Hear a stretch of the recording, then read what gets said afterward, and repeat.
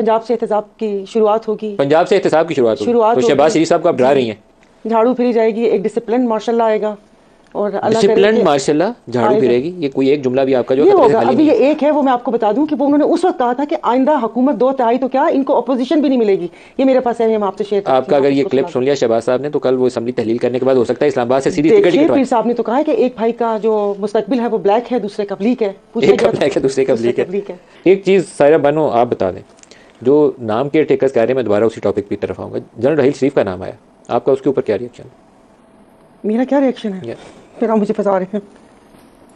अब पीर साहब के साथ रहते हुए भी अगर आपको डर लगता है तो फिर तो पाकिस्तान में बाकी लोगों का क्या बनेगा? नहीं, खैर ऐसी बात नहीं है। मतलब कोई और क्या, कोई सियासी बंदा या कोई दूसरा कोई ऐसा बंदा है ही नहीं। नाम बताए ना, मुझे क्या बता, आप बता दें नाम। नहीं बता ज़ाहिर, हमसे तो हमने तो कहा था कि आप हमें एनवेलप दिखाएं। मैं भी आपके नामों पे हम लोगों के आपने कोई नाम तो दिया आपकी तरफ से? जीडीए ने कोई नाम दिया था? जीडीए ज़ाहिर उनको नाम देना था। क्या नाम दिया फिर उन्होंने पूछा ही नहीं।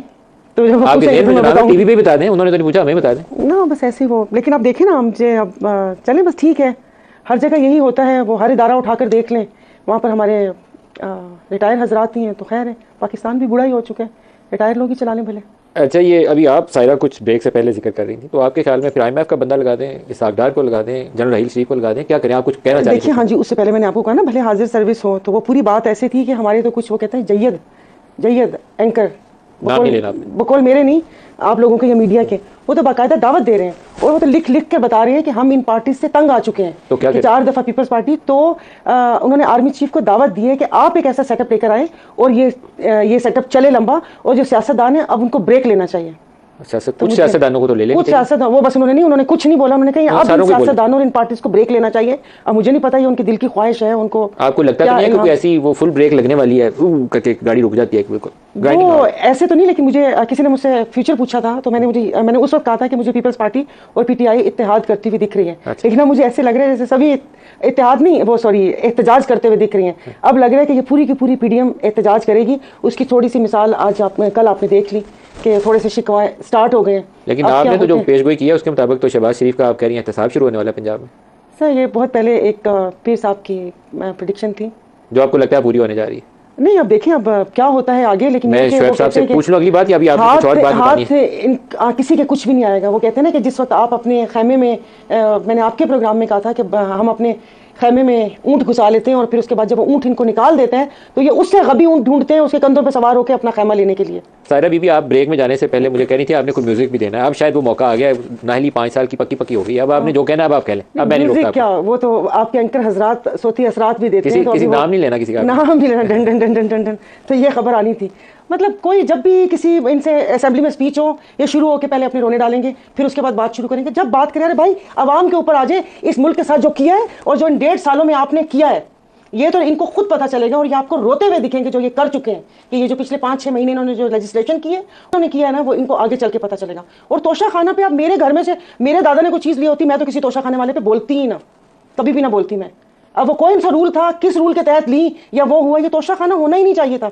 अब मेरे घर में से किसी ने लिया होता तो मैं तो किसी पुंगली भी ना उठाती।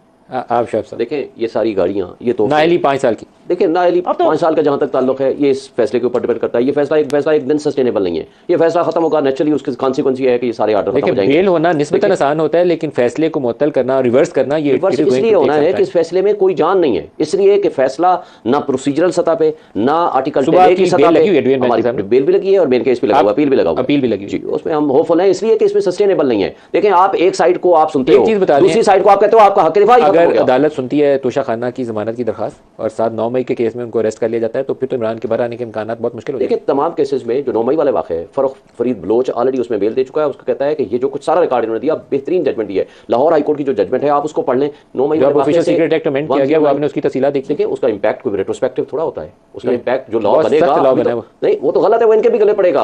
आप इसको जिस तरीके से लेजिस्लेशन ये कर रहे हैं, जुमा बाजार लगाया है इन्होंने, ये आखिरी 4 दिन में या 1 हफ्ते में या 10 दिन में बात। अगर अदालत से जमानत हो जाती है तोशा खाना में, तो क्या इस बात का अंदेशा नहीं है कि आप लोग 9 मई के वाकयात में इमरान को पकड़ लेंगे और गिरफ्तार कर लेंगे?